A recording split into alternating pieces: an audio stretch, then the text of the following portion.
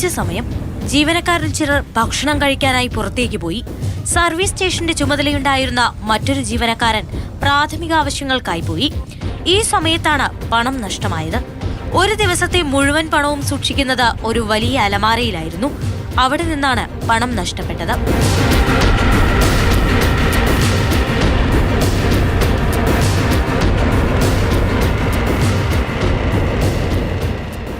പണം നഷ്ടമായതോടെ ജീവനക്കാർ CCTV ദൃശ്യങ്ങൾ പരിശോധിച്ചു. മോഷ്ടാവാരെന്ന് പിടികിട്ടി. ആക്രി സാമഗ്രികൾ ശേഖരിക്കാൻ വരുന്നയാൾ സർവീസ് സ്റ്റേഷനിലേക്ക് വന്നു. കടയ്ക്കുള്ളിൽ നിന്ന് പണവും എടുത്ത് നിമിഷനേരം കൊണ്ട് മുങ്ങി. അങ്ങോട്ട് തന്നെയാണ് പോയത്. കാരണം ഓൾറെഡി നമ്മുടെ കയ്യിൽ നിന്ന് ഒരു പ്രാവശ്യം ഇതുപോലൊരു പൈസ പോയാൽ നമ്മൾ നോക്കിയാൽ വിചാരിച്ചത് നമ്മുടെ കയ്യിൽ നിന്ന് പോയതാണെന്നാണ് നമ്മൾ വിചാരിച്ചിരുന്നത്. അതും ഇത് ഏകദേശം ഉച്ചതിരിഞ്ഞുള്ള സമയമാണ്. പുള്ളി ഇവിടെ നിന്നും അങ്ങോട്ട് തന്നെ പോയി. അവിടെ ഈ പൈസ ഇരിക്കുന്നുണ്ടെന്ന് പുള്ളിക്ക് ഉറപ്പാണ്.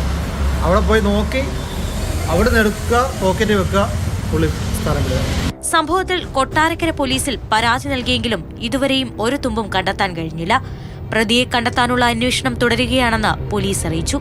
മാതൃഭൂമി ന്യൂസ്, കൊല്ലം.